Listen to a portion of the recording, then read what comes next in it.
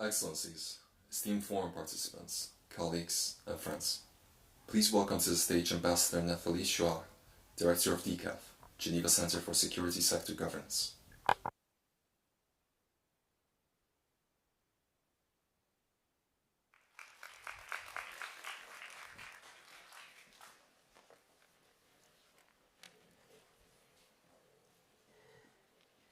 Excellent. Hi. Excellent.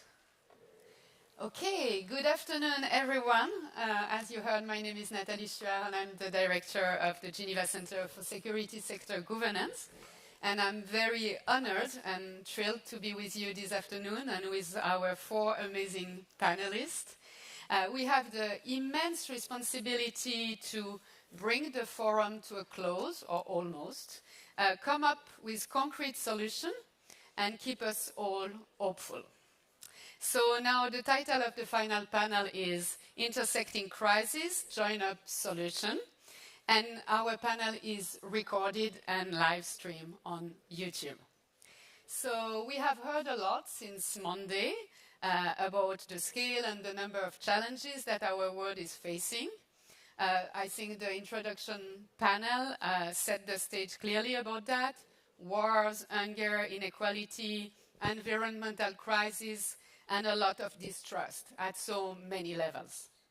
But we also understand, and we have heard it over the last days, that if the picture at the global level is bleak, we also know that if we zoom in closer to the ground, to the regional or local level, there are lots of things to learn. And there is so much action on the ground, and they are good news. And we also know that we work better together. So now we don't want only to speak about join-up solutions, but encourage them and make them happen. So that's what we are aiming at with our esteemed panelists. So that means looking at the challenges of these approaches, but also more importantly, discuss the incentives, the innovation, what it takes to stimulate a better coordination across organizations and across disciplines. And so to do that, we have indeed four wonderful panelists coming to us with different backgrounds, different experiences, different ideas, and also from different regions. So let me introduce you first Juliana Uribe. She is the founder of Movilizatorio, a citizen engagement and social innovation lab in Colombia and Latin America. She lives at the intersection of social innovation, digital age, and international relations. And she will give us her perspective as an entrepreneur and social activist. Then we have Meli Caballero Antoni. She's a professor at the International Relations at RSIS at Nanyang Technological University in Singapore, and she has published extensively on security issues in Asia Pacific, on human security and non-traditional security. She will bring us her views from Asia on these converging crises, also including climate. We have then Sanam Naragi Anderlini. She's the founder and CEO of the International Civil Society Action Network, ICANN. She has worked globally on conflict, crisis, violent extremism, and peace building. And she's one of the drafters of Resolution 1325 on women, peace, and security, and will bring us this perspective, but not only. And finally, we have Yero Balde. He has made most of his career at the African Development Bank and is currently the Director of Transition States Coordination Office of the bank. And in this role, he oversees the bank's engagement in fragile and conflict-affected situations. He will tell us more about their instruments, the importance of partnership, and nurturing the ecosystems. So now let me turn to the panelists with an initial series of questions. We will look first at the situation today, the nature of this polycrisis, how they are reinforcing each other, and where we fall short in our approach or in our response. In brief, what do we need to change? So Meli, I will start with you. So your research focused mostly on non-traditional security threats and their impact on peace and security.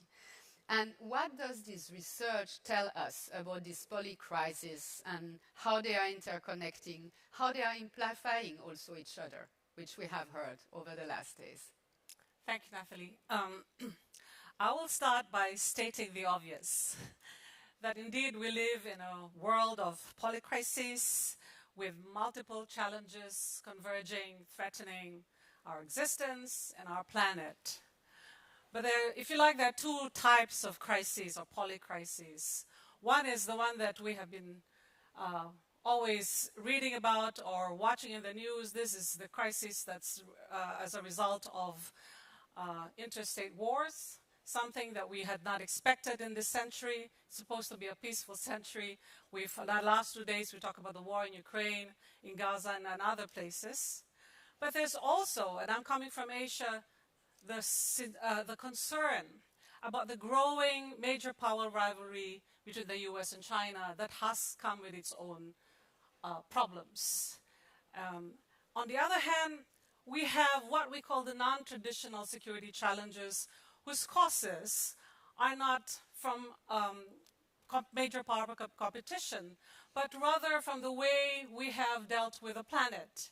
And we talk about two, I just give two as an examples, which wonderfully demonstrate how interconnected these crises are. We all know climate change and its cross-cutting impact on food security and water security. Just think about images of melting ice caps and the shrinking of the rivers. And if you are in the business of the production of food, whether from land and from sea, then you're of course affected.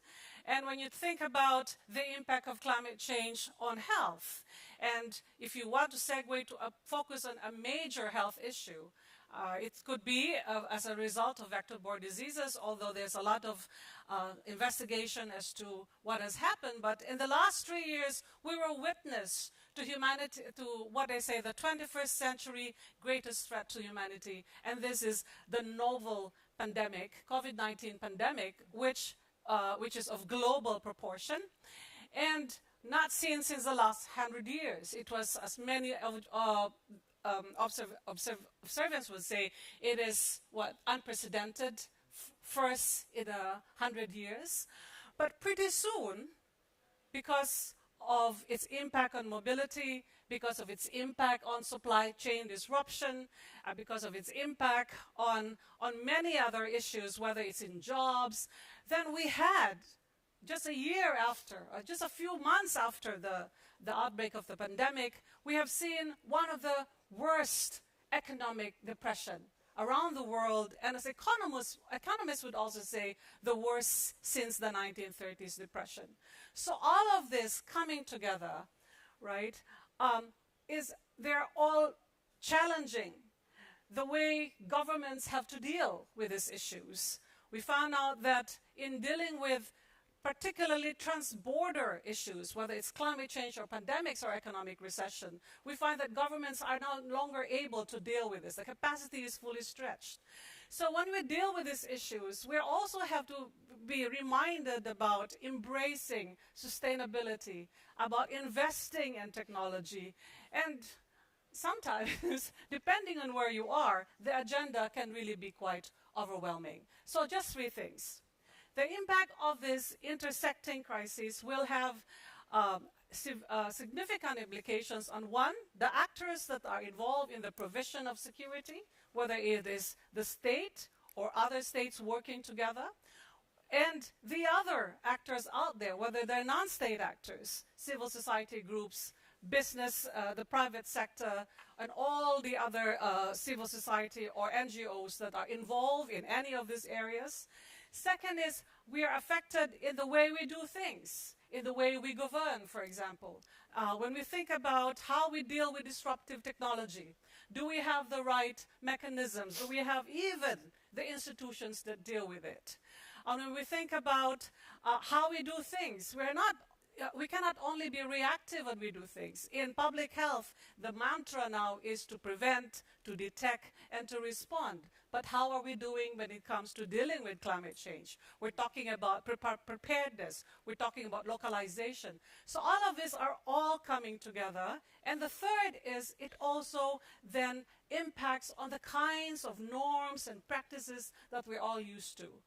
It's very hard to move and to get a certain innovation or advances when states still think, in a more, I should say, for the lack of word, anarchic way, when sovereignty and non-interference are the norms of the day. How then can you address problems of humanity that are intersecting? So I'll stop there. Thank you. Thank you very much, Melly. I think you brought back COVID-19 to us, but I think it was so much of an example of how it can affect us, and I think a great understanding regarding that. You spoke about the impact on the actors and the impact on how you can do things, but I also understand from what you say that therefore we are not really in a position to address these vulnerabilities, right? Because we have somehow a kind of restricted approach to things. Well, restricted in the sense that we are finding it hard to move beyond our comfort zone. I mean, I hate to use the word silos. It's a much abused term. But it's really trying to be able to do what else it is that is different from what we are normally doing. Think about public health, for example. In one of our research, when we were trying to understand how best we can help our region, Southeast Asia, East Asia, because as you know, much of the origins of infectious diseases are coming from the region, right? So it's not just the medical authorities or the medical community coming together to say, how can we, for example, introduce this whole thing about disease surveillance, right? But it behooves on people like us, social scientists, to then say, how can we help?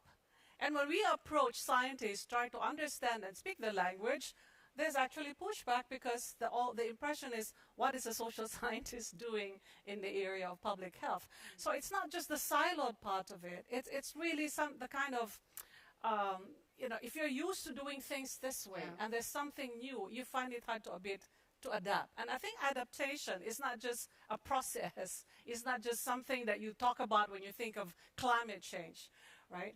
It is also the way, when it affects the way you do things, when it affects your territory, if you like, or if it affects certain norms that you're used to. It's more than just the silo issue. It's not just territoriality, but it's really more than that. And as the world changes, how fast can we actually cope with these changes? Yeah, the rapidity of the changes, I think we will get back to that as well.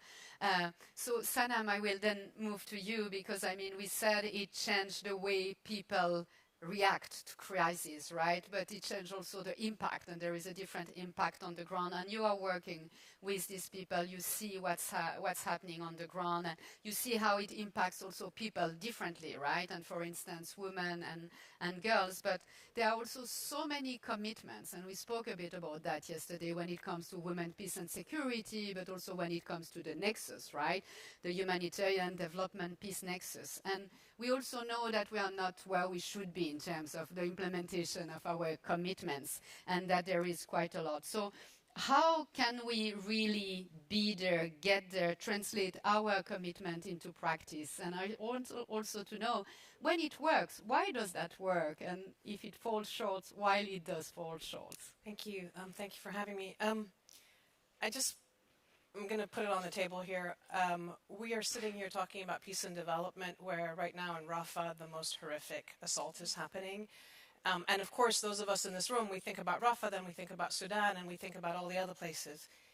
And coming to your commitments, the first commitment of the entire UN system is to prevent the scourge of war for future generations.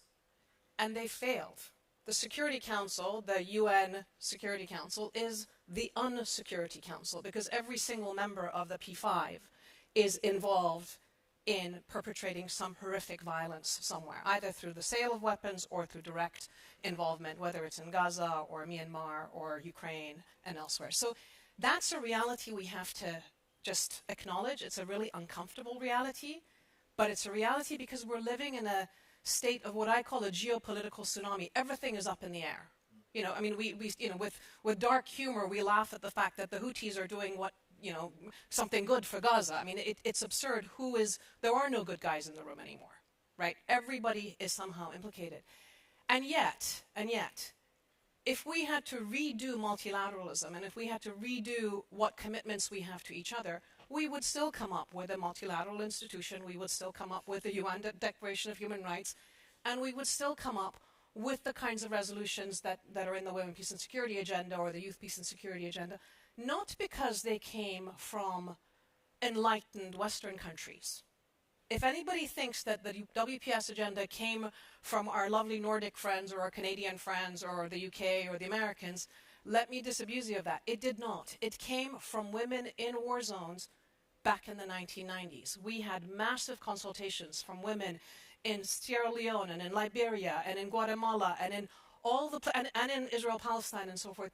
All these places where we were seeing already the targeting of women, for example, for sexual violence in places like Bosnia and also Rwanda, but also women stepping up and saying, we've had enough and we want to do things differently. And that was Israel, Palestine. They came up with some of the most innovative peace issues, inclusive peace process issues, Northern Ireland, etc. So this agenda comes from the ground up.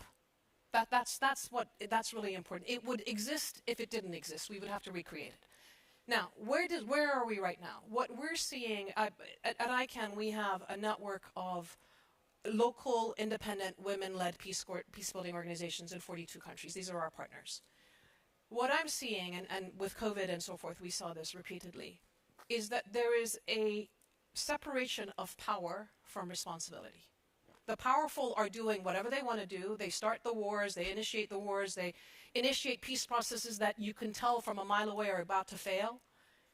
And the results, in terms of the impact on local communities and children and young men and women and the elderly, lands on local actors who pick up the pieces, who choose to run to solve the problem. So what I'm seeing is that when we think about the responsibility to protect agenda, which no one talks about anymore, it's actually the women who are taking on the responsibility to protect. It's women who are mediating and negotiating with armed groups, with trying to get humanitarian passage. And I have partners in my network who were teachers, who were poets, who were social workers. When the conflict came, they stood up and they responded. And we have people who've lost their children, and they're responding, right? So they're risking their lives, not just for themselves, but for their entire community. And this is the second thing about this agenda, which I think is really important to point out.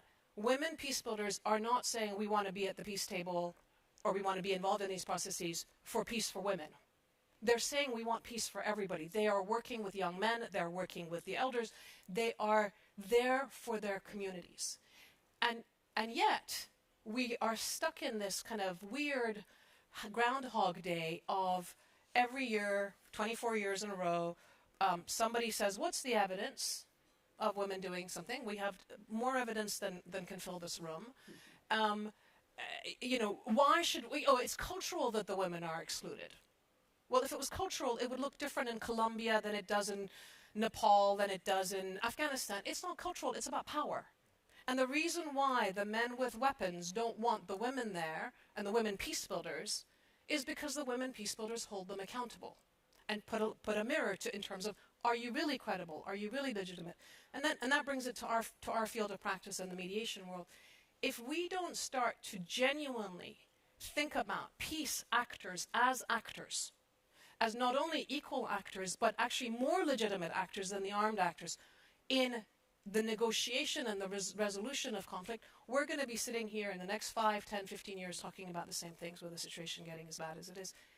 We cannot just say, oh, we're going to chase after the armed Hamas and the Taliban without saying, yes, they need to be present. They are armed. They need to stop the fighting. But let's make sure that they're sitting in the room with a representation of the young people of their country, of the women of their country, of the minorities of their country, not just the political actors, but a sort of more inclusive people's peace process, because the politicians have failed. They have failed, whether internationally or nationally, and our diplomacy has failed. We need massive reform in diplomacy to change how we deal with these wars. And this agenda gives us a lot of these answers, but it's just not being practiced in the way that it should be.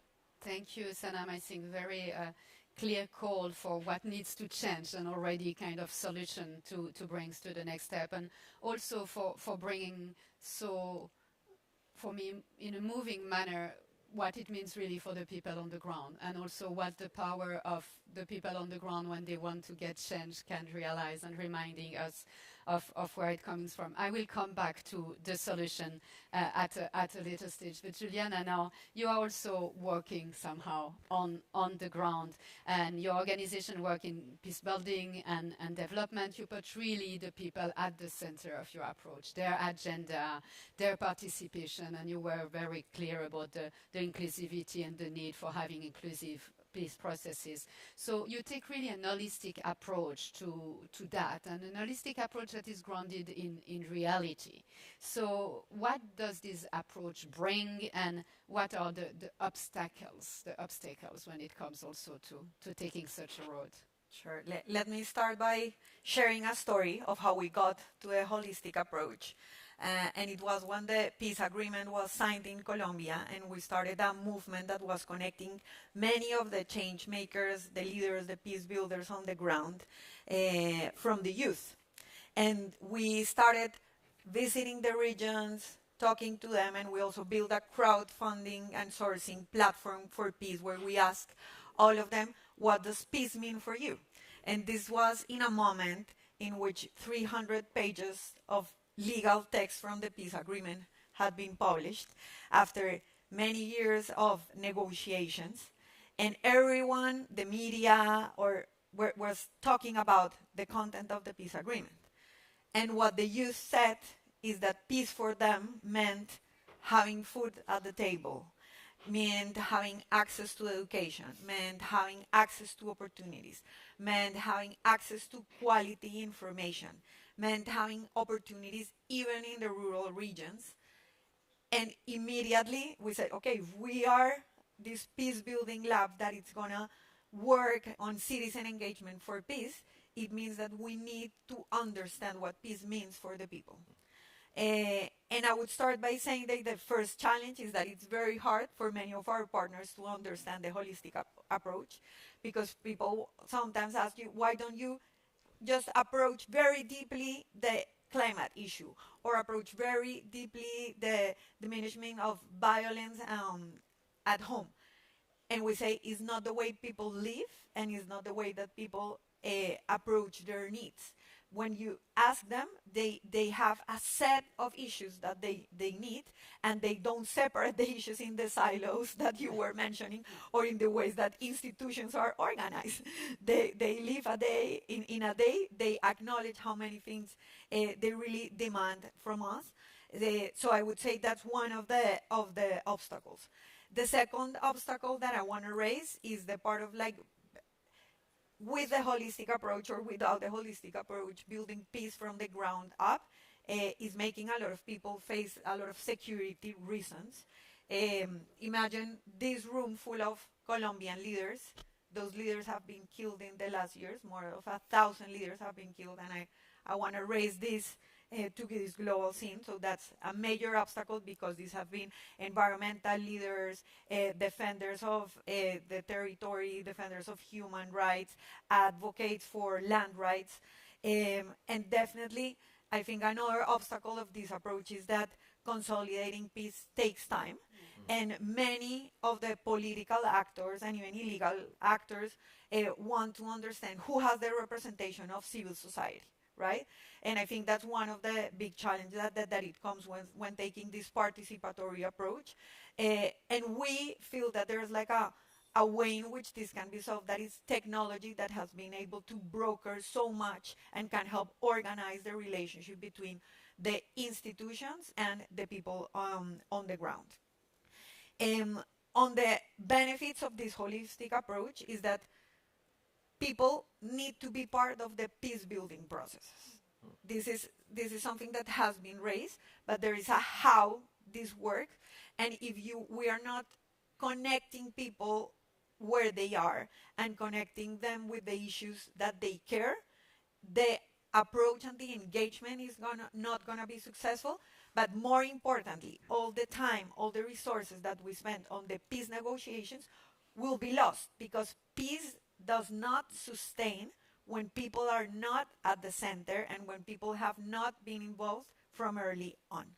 So for prevention of future conflicts and for prevention for illegal groups to come and fill the voids that sometimes are there after the peace negotiations, it is key to continue with this comprehensive approach, and what we're trying to design is to build more like territorial solutions that include the different aspects of it, that are built with the input of the people, that include different stakeholders since the beginning.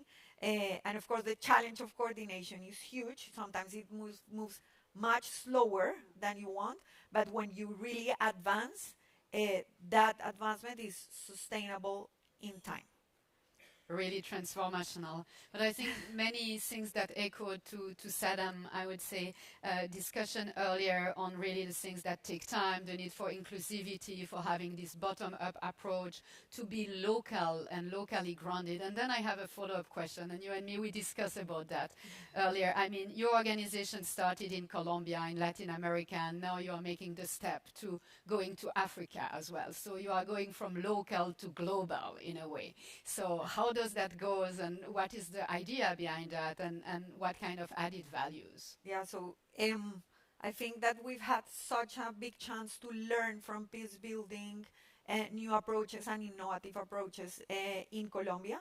The post-conflict era and the digital era have co-lived in Colombia, and that has given us like the opportunity to live, experiment, and learn a lot of tech-based solutions, but also about the need for media literacy, educations against misinformation. And what we've learned is that we have consolidated a model that can be used in other parts. So we started working in Mexico, now in Chile, in Brazil, and more recently we started working in Africa, because the citizen empowerment approach, the methodology, and also many of the technologies are completely transferable to different settings, because it's a methodology and the content comes from the people. The agendas come from the people.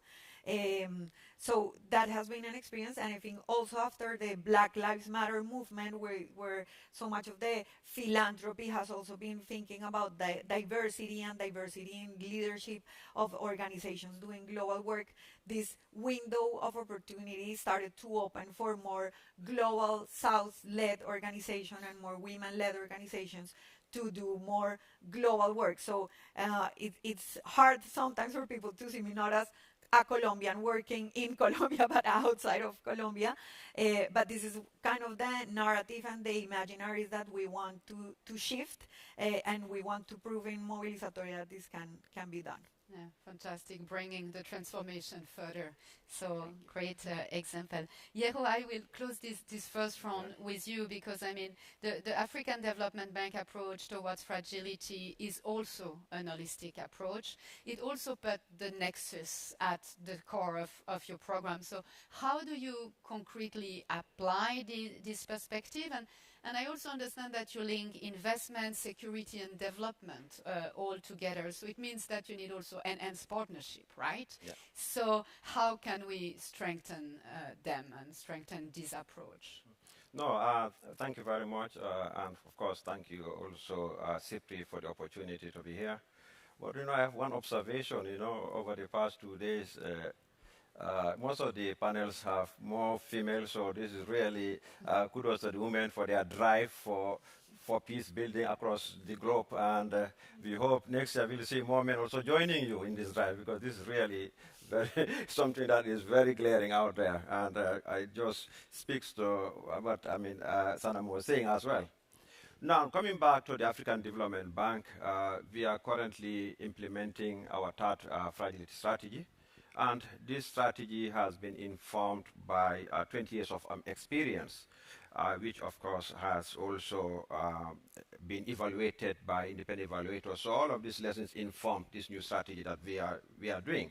And now we are in the process of implementing it and institutionalizing the agenda in the bank's programming processes.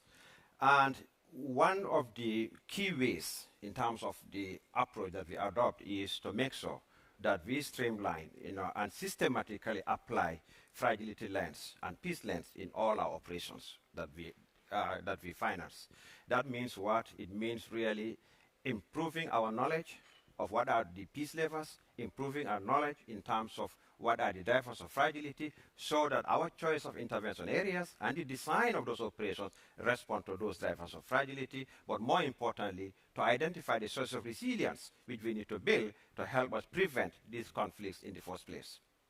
Then that is also complemented with our other analysis that we do, especially looking at some of the other ecosystem areas like gender, which Sanam was talking about.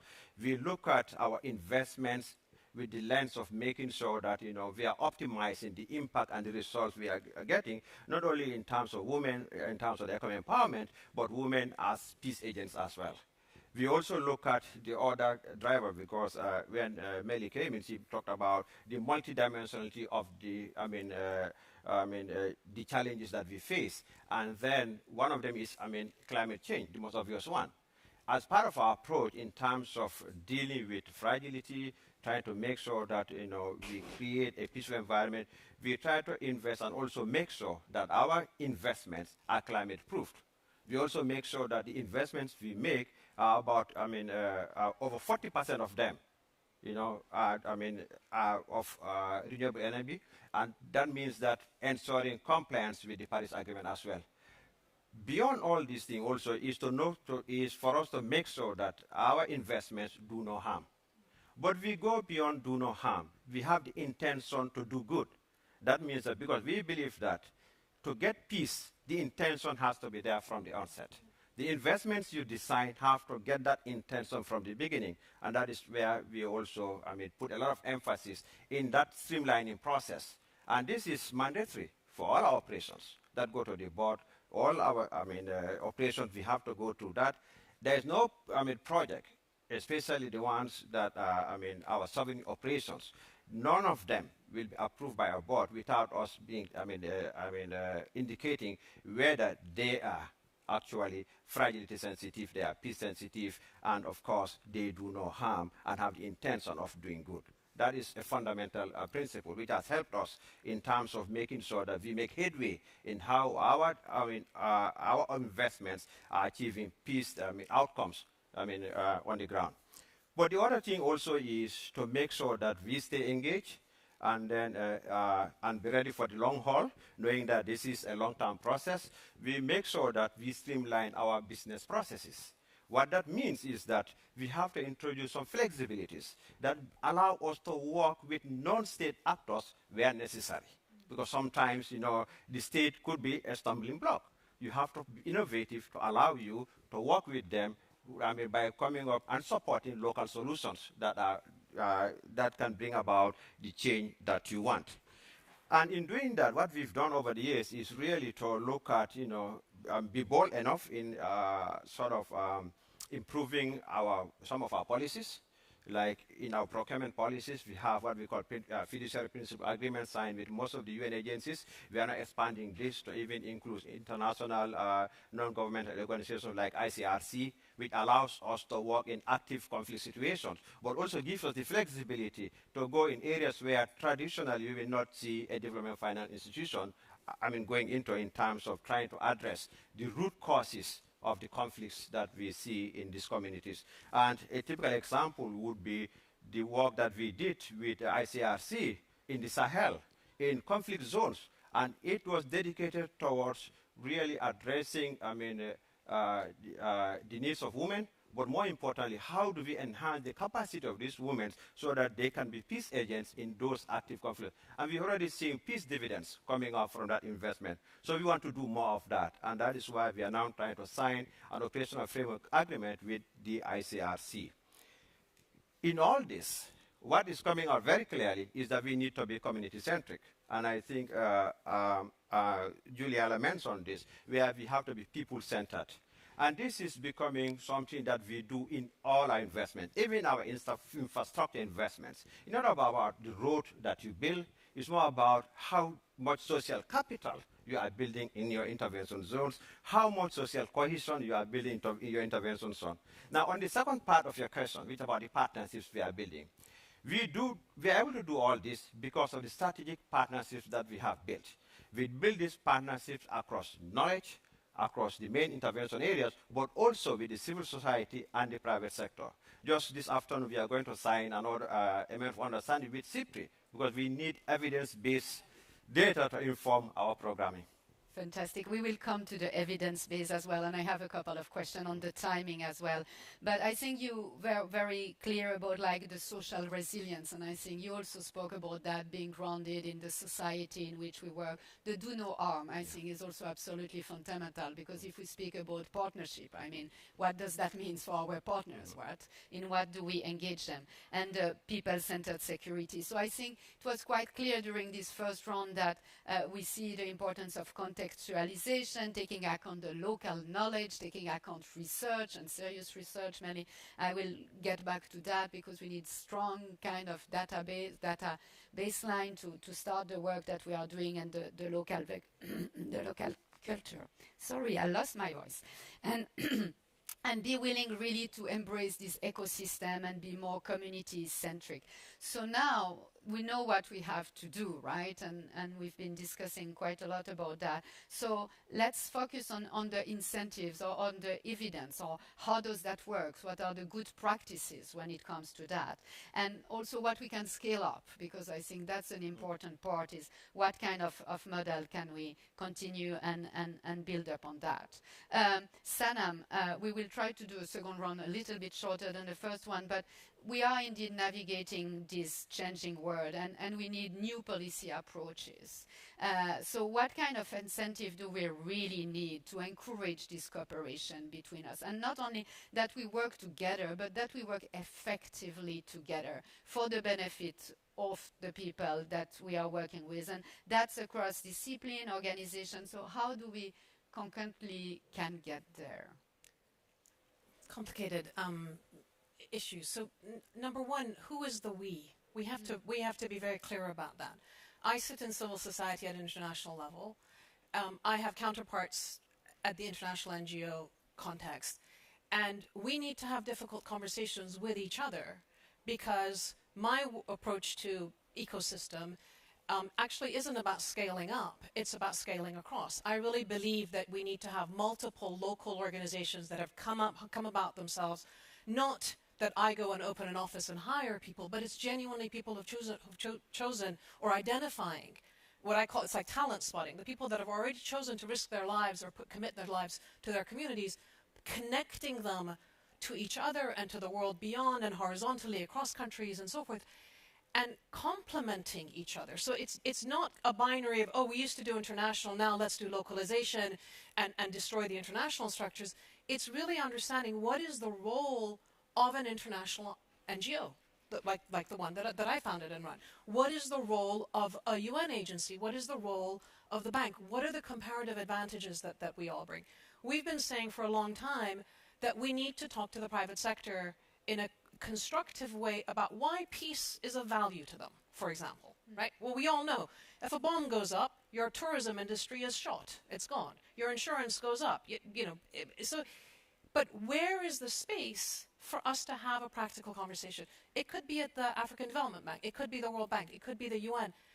We need them to facilitate these spaces, because, as civil society, as a women-led organization, if I reach out to the private sector, we all know they're like, oh my God, these crazy feminists, let's run away from them, right? It's only if they come into the room that they understand how practical the conversation is and what we can offer them around inclusivity and social cohesion and so forth. So I think when we say ecosystem, I genuinely think about it in terms of comparative advantages that we each have, complementarity, not duplicating, not eating each other up, really being there as a community of practice going forward.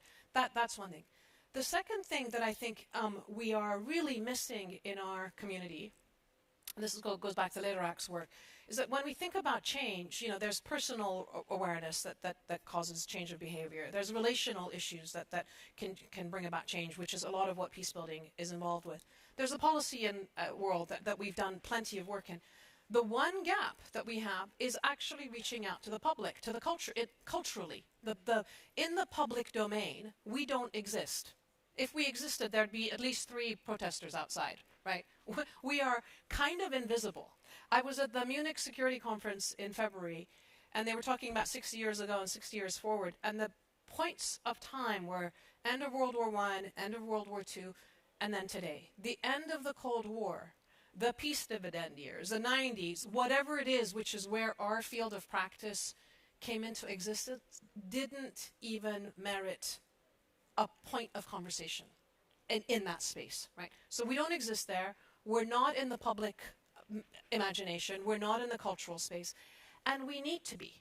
And I can tell you in the years that I've done this work, if I said I was working with women in war zones 10 years ago, people would look at me and say, what do you work on, I don't know, child trafficking, that kind of thing.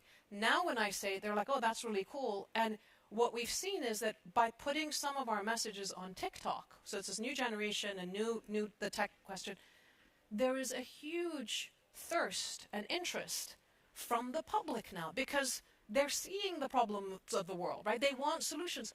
Our community has ideas. We have solutions. We have nuance. We have humanity in the way we think about it. We need to be brave. We need to be bold. We need to go out there and say these things. And we also need to make sure that we are using the one advantage, the one unique advantage that we have that the protesters out there don't, which is we have access to governments. We can be inside the rooms and have the difficult conversations. And we really need to be doing that. Otherwise, our field of practice is going to just be kind of navel-gazing and becoming so limited in terms of technocratic work that we lose perspective of the bigger picture. But I think the moment of opportunity right now is that the world is looking for solutions, and we actually have a lot of really cool things and a lot of inspirational ideas. So let's get out there and have solidarity with each other when we put the messages out there. Really, really kind of think about it in terms of a choir. Yeah, I think the solidarity and the complementarity being really fundamental and really having these comparative advantages and using what you can use in terms of the access. You spoke about boldness. And I mean, I wanted to get to you, Daniel. The African Bank advocates for the need to integrate the coherent and innovative financing approach in policy development and in intervention. Your president also, I read recently, called indeed for new approaches that are bold and faster. And I think we discussed about the time earlier. It takes time to design, to build programming, to get this bottom-up approach. At the same time, we want rapid responses. So, and I want a rapid response as well. But how can we marry all that? Okay, now let me start from what, a statement that Melly made at the beginning. She said, we have to move out of our comfort zones. And that's the reality when you work in this in this domain. Because business as usual will not cut it. We really have to work differently. And that means is we have to be innovative in our engagement, innovative in the way we, act as well. So for the bank, we believe that it starts from really knowing that we have to invest more in prevention. This is this. Because invest more with prevention, with a focus on some of the levers for peace. Invest more in gender. Invest more in climate change. Open up the space for private sector. Things like that. But we also know that we really have to innovate even in the financial instruments that we use. And that means that be ready to provide financing even at subnational level, provide financing at local level where the solutions are. But also, knowing that development finance in itself is really reducing, you have to innovate to be able to access resources in the capital markets that is ready to be invested for peace outcomes. Even in the way resources are allocated for this agenda, we need to look into it. Now, the main resource allocation mechanisms for most of the development banks is performance-based. You perform well, we give you more. But we know that when it comes to fragile and conflict-affected situations, there is a bigger need. Performance is low, but there is a huge need that needs to be addressed. So how do we make sure that we bring in vulnerability indicators in that resource allocation mechanism? How do we make sure that also we have special purpose vehicles that are created to address these things. In the case of the bank, we create what we call the Transition Support Facility that has really invested over 6 billion in terms of really, systematically addressing drivers of fragility, but also building resilience in most of our member countries over the years. And I think we need to see more of that. But Catherine, another dimension which we've not really done much on in terms of addressing, in terms of building peace, is how do we catalyze the private sector? There's a lot of money there. We need to find innovative ways of going out there and get them involved, knowing that without peace, there's no development, and without development, there'll be no peace. So that nexus has to be out there. And I think when our president talked about being bolder, it's about that. Look at most of our own regional member countries. The CPRI data will tell you that military expenditure is increasing. What that means is that there is a serious trade-off effect in terms of development finance. Most of our countries are financing less on development finance because security is a prerequisite. So as a result, they are investing in things that need to be invested on. So as development finance institutions, we really need to be bolder and start coming up with instruments that will allow you to invest in terms of protecting your assets, protecting the security, and investments in our regional member countries. That requires boldness, because you want to do it as, oh, you are going into military expenditure, oh, you are going beyond your mandate. But we need to be much more innovative. Faster, yes. The crises are happening fast. To be fast, you need to be responsive. And that is why, as a bank, we introduced a crisis response facility. But the reality is, and where I think our investment and our focus should be, is on prevention. Let us invest so that we don't even have to, respond in the first place. So I think, yes, our president is very clear in terms of the boldness required, in terms of the speed at which we have to do. And if you look at in the context of Africa, that is why when he came and took over the mantle of the African Development Bank, he came with what we call high fives. Yeah. The whole idea behind the high fives was, how do we accelerate development in Africa? Realizing that there's a strong nexus between security, investment, growth, and development. We need to address all at the same time in a bold and faster way. Yeah, quite a challenge, huh? Yeah. But I think we know the recipe. We've been discussing about that also yesterday, right? That sometimes you have the impression that you should address everything at the same time, right? And that can be a bit daunting, but with clear instrument, we are also able to find a way. And I think clear impact and result also, that you can show that what you make is exactly making a difference. So I think that's very important. Melly, I will get back to you and the research kind of angle. You heard already quite a lot. I said that also earlier. Database programming, having evidence-based kind of action is so important. And we speak also always about this gap between the knowledge and the practice. And also, many of the colleagues have said that earlier. It goes so fast now, right? And I mean, you have to catch up kind of with the situation. Our dreams, and our, being we, perhaps generally, but our dream is still what works well, right? How can we understand really better what works well? How can we assess what is effective implementation, what is impact? Well, that is the role. That is the role of. Can you? Super. Yes. Yeah. That's the role of universities and researchers. The role to be able to, to process things, process information, and see what works. But we don't stop there. The role is to go outside the ivory tower and actually make our research be impactful. It is when you're able to establish impact that you will also get the stakeholders to come and approach you. I'm speaking from the experience of Southeast Asia, where, because there are not as many think tanks as you can find in other places, the governments, knowing that their capacity is fully stretched, actually engage with all of these think tanks to help them think through policies. Because it's very important when you talk about how to shape, how to respond to issues, and you need to know what works. So evidence-based is very important.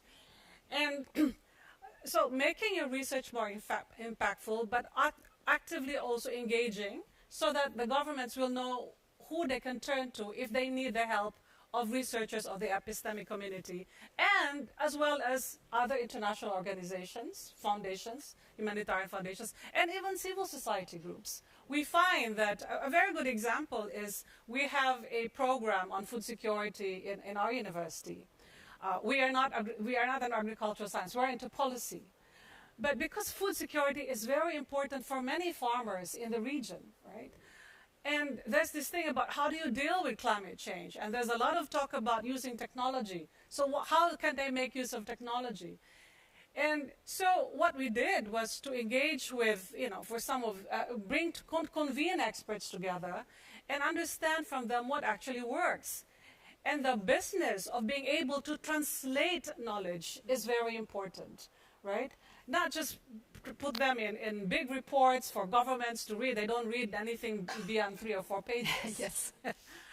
But to make these ideas, bring these ideas out there, and also when you talk about inclusivity, convene conferences where you actually involve not just civil society groups, but the farmers out there. Yeah. So we realized that in the beginning, you always thought that farmers, because they don't like technology or they don't have the money in technology. But when it comes to making sure that the business actually survives, farmers actually invest in technology. Right? So I think you have to have very good examples to then say, well, how can you make yourself more useful? Right? The other is, we talk so much about, trust, failure of institutions, etc. And I think the other role that universities can do, or even think tanks, is to be part of that convening community. That community that convenes people together, whether in conferences or roundtables, because it is, we have this thing about, Southeast Asia is known for what we call NATO. NATO, or ASEAN is known to be NATO. And if it's not the NATO that you know here, but it's no action, talk only. But it's in the lot of talking that we actually, we try to manage misperception, right? Think about the whole thing about the competition and artificial intelligence and this concern about generative AI and what it means. And in our conversations, we're bringing your experts together, you're able to then appreciate what is the positive side of AI, that is actually an enabler, and how you can actually keep your societies abreast and equipped to deal with the advances in technology. And when you talk about peace and development, the very foundation, at least the very philosophy of security in Southeast Asia, is that economic development is the one that ensures political stability. And so, at the height of, with all the promise of AI, how do you manage the insecurities felt by communities who are ill-equipped? So agendas of digitalization, getting them to be equipped, putting together infrastructure. These are some of the policies that you have to think through to help governments and communities deal with real-life issues, right? Because you have, it's very frightening when you think about AI and the third version of AI and third versions, and where does the jobs are very important, right? And while experts tell you, well, actually, it's an enabler, you don't necessarily have to lose jobs, the reality is you lose jobs. And so that is the role of academics or research institutions. Document this, right? And make sense out of this. The other thing is when you talk about what works, in the field of humanitarian practice, for example, we realize that it's very important for academics to be part of knowledge management. People come and go, but you need to be able to document the best practices, right? So that you can be a repository of knowledge. And this is something that, you can be very lazy. Once you've done a project, you leave it. Once you have all this, but you need to develop knowledge management in light of a very rapidly changing environment. The importance of the continuity of the knowledge management, right? And not reinventing the wheel on a regular basis that will also happen. I think one more thing, I think. We always think about, government, people, as if they're two desperate communities. I think the role of universities too, or think tank, is to, because you have a special space, right? You can be a very good interlocutor between the state and civil society groups, right? To make them known that, because you can be a civil society groups and you can do all your demonstrations, but where's the impact of that? How do you bring some of these ideas together, right? And make it understandable, acceptable, Actionable. actionable. Yeah. So I think that is another role that we should actually be thinking. No, but I think that's important, and the tech for good, perhaps, I think, Juliana, is a good transition. But I couldn't help myself but thinking when Melly was speaking about the farmers and the importance of knowledge. I was in your country last week, and I met a farmer that became a YouTuber, and that is speaking about his issues and what his life means and his challenges through this platform. And I think it's a very inspiring story. So let me finish this round with you and also with the youth, because indeed you are using this innovation, this technology to engage the young people on difficult questions like democracy or citizen engagement. And so what have you learned from that, and what are the messages of the youth or the young people? Sure. So one of the things that we've learned, and I'm very happy when I was listening to Jero, thinking like about how to fund this work, right? Because it sounds interesting, but it costs money. And I've heard twice in this conference, communities don't need much money. These projects need money. Engage people at scale in a sustained way need money. So innovation funds that are flexible or core funding for communities are definitely key to sustain the work on the ground. And I'm happy to say that the Embassy of Sweden in Colombia was the one that started when we only had a PowerPoint to support like this citizen lab to build and test the tech in rural areas like the ones that you were visiting in Colombia, Natalie, because you need to pilot the technology and design it with the people in order to know if it's working. So one of the things is that, so what is working in terms of is designing the tech with the people. Like they said, human-centered design is one of the big solutions that is working, and piloting things at small scale, and only the ones that work can be replicated or scaled to the regions. That's one of the approaches that we've taken, and it has been very useful. The second one is that sometimes it's easy to use the tech that already everyone has on their phones, like the WhatsApp, to organize, to connect people, and reaching people where they are. Not even like building new things is one of the easy ways in which you can connect with people.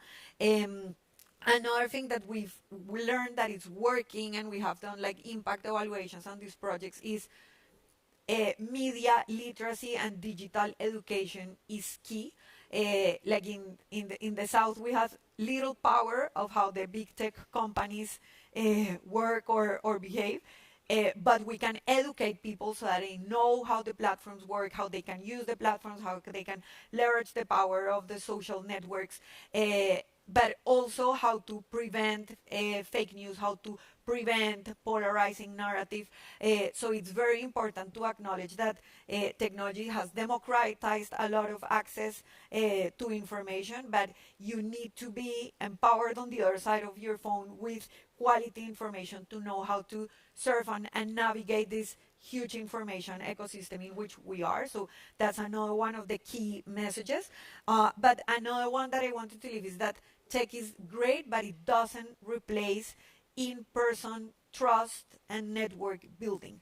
These are two complementary approaches that we have taken, and when you need to work together in a setting where there has been illegal groups, where there has been violence, building trust person to person, family to family, network to network, it's very important. So complementing those two approaches is key, and as we all know, also working with an on-the-ground approach and a holistic approach is more costly. But it has to be part of the work that we can do together. The message that the youth will bring will be that governments come and go. Like only in the peace building process in Colombia, we've already had more than 4 presidents, and they come and go. Civil society always stays. Youth movements always stays. Women network always stays. And if we don't, and they are the ones that can sustain the peace on the long term. These are the leadership that can carry the flags of peace building, of comprehensive development from one political agenda to the next development agenda. We have left-wing governments, we have right-wing governments, but who has been sticking to a peace-building agenda all the time? The civil society. And I think that's a key message. So for me, an important message is not just engage them, but engage them early on. Like sometimes we come very late for the picture, for the voting at the last minute when peace has been already negotiated, or for the implementation of something that was designed without us. So early on engagement and engagement at scale with quality information and with diverse group is key. Leave no one behind, and a political arrangement won't hold if civil society is not there. So remember, all the effort, all the investment, all the political will won't hold. A new government will come, and really the groups on the ground are the ones who are gonna not just hold the political agreement together, but implement the peace in the long term. Yeah, to sustain peace, we need to be sure that we work with the people on the ground that are directly facing the situation and can contribute to the solution. But I think a good, important call again for leaving no one behind, and the in-person trust that we discussed also over the last days. We arrive at the end already of our panel. The time is flying, and that's indeed the last round. That's also the last panel of the Stockholm Forum 2024. So that's our last chance to pass a key message to the audience and to the colleagues here in the room. So if there is one thing that you want people, colleagues, to take home after these 3 days of discussion, and that should be obviously a short response, 1 to 2 minutes, really tops. So what is the call to action? Jeroen, let's start with you. It can be a word as well. Yeah, I'll just start off from where Juliana stopped. That is, for sustainable peace, we have to be inclusive. And I want to reaffirm what our president said: we have to be bolder and faster, but also we have to be committed to the long haul. It's not a one-shot thing. It's something that requires sustained engagement in an inclusive manner. Bolder, faster, in the long run, and inclusive. Yeah. Yes, Sanam. Two thoughts, if I may. One is to the governments in the room and philanthropists and others that are donors. Don't think about it as donating, think about it as investing. And please stop talking about appetite for risk, talk about appetite for trust, because people are risking their lives to do the peace-building work. And so we should reframe these things. And then the other side of this, and again, we're living in the context of Europe and North America and so forth, we have to talk about militarism and the money that's going there, because you cannot be pro-war and anti-refugee. Right? If you don't want refugees and people fleeing and coming to your borders, which is right now the big discussion in Europe and in America and the rise of the right wing, well, let's think about how we support peace and democracy and so forth in other places. And so that holistic approach needs to be brought into the picture. Foreign policy is domestic foreign policy is foreign. So that's something. And I think in our own community, we need to be thinking about messaging around this. In the UK a couple of years ago, they announced 14 new nuclear warheads at £10 billion, and they were going to slash development assistance. Okay, now 14 new nuclear warheads. We know that they're only useful if they remain entirely useless. Right? One of them fired off, and we're all dead. Right? So they're completely useless. So do we need 40? Could it be 20? Couldn't half of that money go for development at home and abroad? Right? Do we really need to be thinking about, $2 trillion of military expenditure at the cost of all these other things? I think we need to be creative, and we need to, again, be bold and brave and face our own governments back home. And that's the message of localization to those of us who are based in the US or the UK or Europe right now. Localization is talking to our own governments. Yeah, advocacy towards these issues, and also bringing up the paradox, right, of some of the thinking and some of the approaches. Melly, your call to action. There's a lot of agenda out there. There's a lot of expectation about what should happen and what what shouldn't happen. Again, if I could just talk from our own context, when crises like COVID-19 happened, and when we realized that some international institutions could not cope, forget about the criticism of not being fit for purpose, and when we realized that global leadership was missing because either one abdicated or there was competition, you just have to lean on yourselves. And I think when you deal with issues of peace and security, the ability to exercise agency and not having to be reliant on many things, right? I think that's very important. We have this term in our region about resilience from within. And being able to have that resilience from within helps the community at large. So when you develop that resilience from within, you help the community at large, and that is when you can talk about things like solidarity, right? Because it's always good to have all these big slogans of you have to do this, you have to do that. But if the agency is missing, then I think we have to also think about what we can actually do for ourselves. Yeah. Thank you, Melly. The biggest changes that we've seen in our societies have come from when people organize and mobilize in a sustained way. And I think this is the moment in history in which we need to massively organize and mobilize for peace. So my big call to action will be to do that and deliver. We need to deliver something to the world right now because we are at the risk of a massive disillusionment of all the youth right now who are watching us.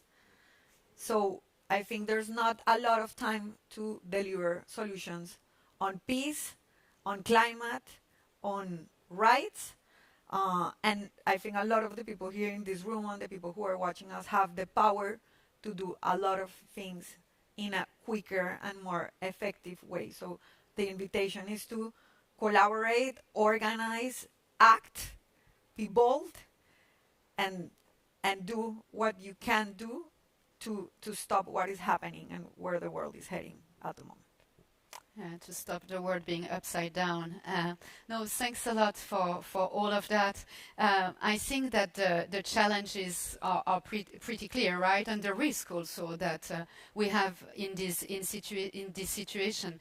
But I think what I take very much from this panel is being out of your comfort zone, right? The boldness that it requires. But with the boldness goes also the need and the willingness to adapt, right? To new situation. I think also that's been said a lot about the solution come from the ground, this kind of bottom-up approach, be grounded in the reality, people staying where they are, people mobilizing for what they do believe in. But also the engaging early has been a clear call. I think not only engaging early on situation, but engaging early on people, right? Giving them the space. And this co-design is really crucial to be sure that we have this piloting this design with the people. At the same time, it takes time. And I mean, we have also to be humble when it comes to that. But we have to deliver, and we have to deliver quick, provided that we want to move ahead and to be sure that we can really make an impact on the ground. But for that, we have plenty of instruments, I think. You have been mentioning that during the panel that can make a difference, and also how technology for good is important. But perhaps in this panel, I think I wonder if what we need, or not only in this panel, but what we need in going home is not only a new approach, it's really a new mindset somehow that we need, because it's not about our expertise at the end, but really people putting people at the center of the equation, and being there and listen and support and take these voices and give them convening place, right, for these voices to do that. But I'm really convinced that we can do that. I'm convinced that we have more tool in our toolbox after these 3 days, after this panel. So I really want to take the chance to thank you all, the panelists here this afternoon. I mean, I had an immense pleasure to be with you and to hear from your perspective.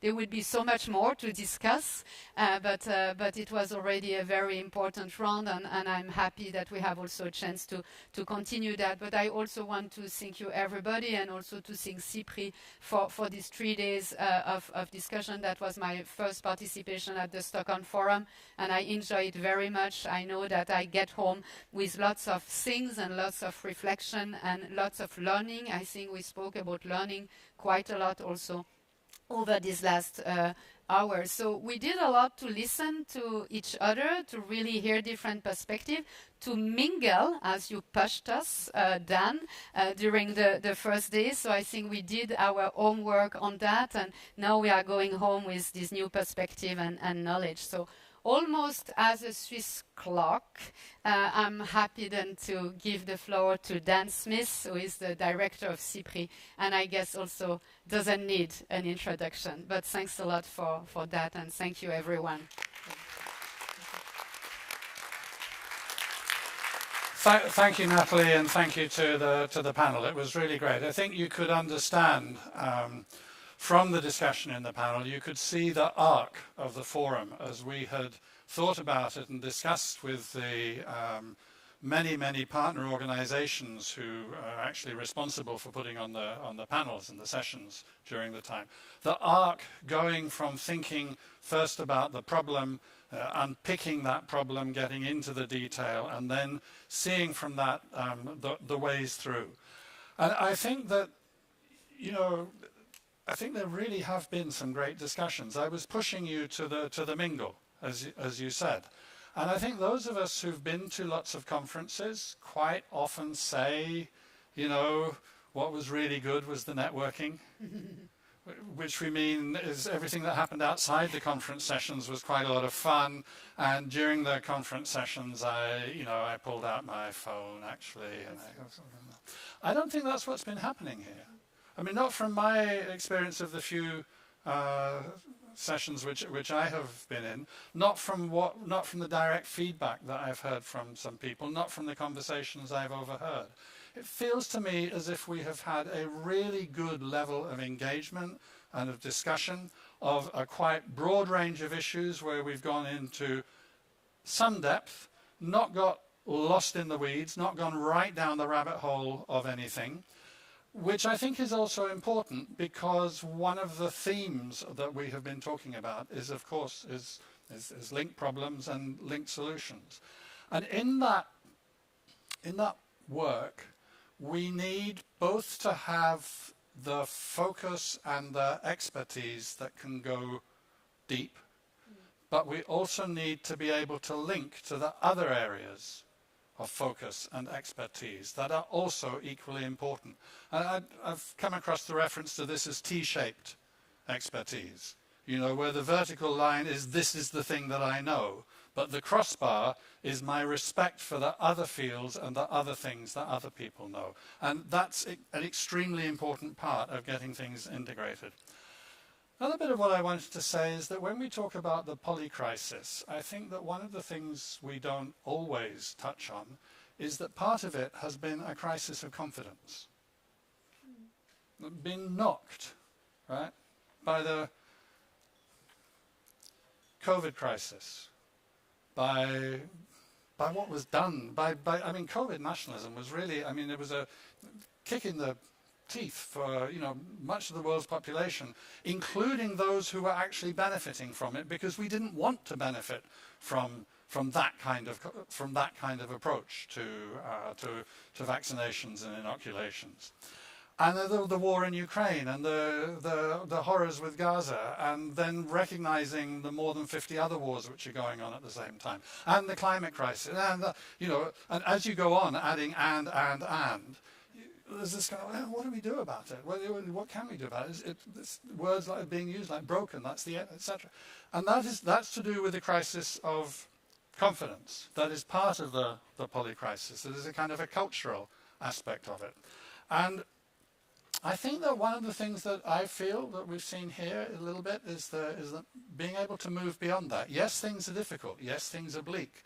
If you don't look at the problem head on, if you don't recognize it and explore it, you're not going to be able to address it properly. Right? You're not going to be able to find realistic possibilities unless your eyes are open. And sometimes it's painful.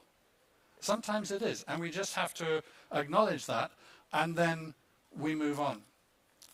We move on with the practical work. We move on with the detailed exploration. We get to the solutions. CIPRI is very proud to be able to act as the convener of this forum. We do think of ourselves as a curator. So it's not all our own work which gets hung on the walls. We put up a few pictures for you to be able to see, but mostly it's you who put up the pictures that we're able to see. And the cooperation that we have with partner organizations is fantastic. And this is a very collective exercise. At the same time, it's also a quite CIPRI exercise. And we put a lot of effort and a lot of time into this. And I asked for a list so that I could thank the people who have been involved in this from CIPRI. Because I think that, I speak for all of you, I hope, that you also would like to thank them.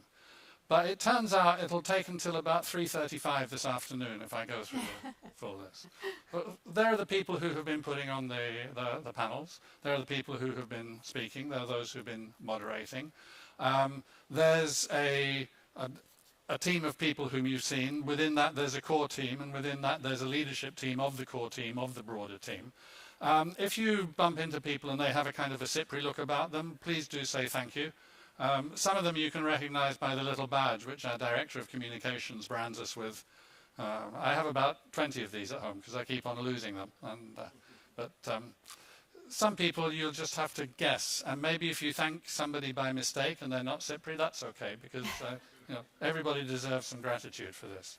What is it that keeps us going when things look bleak? Yeah. I've thought about this a lot. Before I've been CIPRI now for 8.5, 9, coming up on 9 years. Before that, I was at International Alert, a peace-building organization dealing with, helping prevent, come out from, survive violent conflicts. Before that, I was 10 years at Peace Research Institute, and before that, I was doing the things that kind of got me to that research institute. So I've always been facing some of the horrors. I've always been thinking about wars and genocide and nuclear weapons use risk and what on earth can go wrong in cyberspace that I haven't already thought of. And as my staff know, in recent year and a half or so, I've been talking about my nightmares in the ecological security field, which they're very relieved that I'm not going to go into now. So what is it that keeps us going with all of this? I think the answer, I've reflected on this for a time because I'm a very slow thinker. And the answer is actually quite simple. It's people. If you think about, we talk here a lot about the importance of partnerships. We talk about inclusivity. We talk about trust. We talk about engagement and commitment and local communities. We talk about the need to rethink or a new mindset, which requires some imagination. In every one of these things that we're talking about as being very important, we're talking about people, and we're talking about relationships between people and our relationships with people. So it is all of us that keeps all of us going in this work. It's enormously important work. We've heard enough across these last 3 days, if we didn't know it already, to know how important it is. I hope we've also been learning some things about how possible it is, that there are realistic things that can be done, which will find some areas of improvement and move us forward. And then the last thing which I wanted to say to you all, apart from thank you very much, is welcome back in 2025. Thank you. Thank you. And thank you again for a fantastic closing panel. Thank you. Really great. Okay. Thank you. Thank you. Thank you so much. Thank you. Thank you. Thank you. Thank you. We should take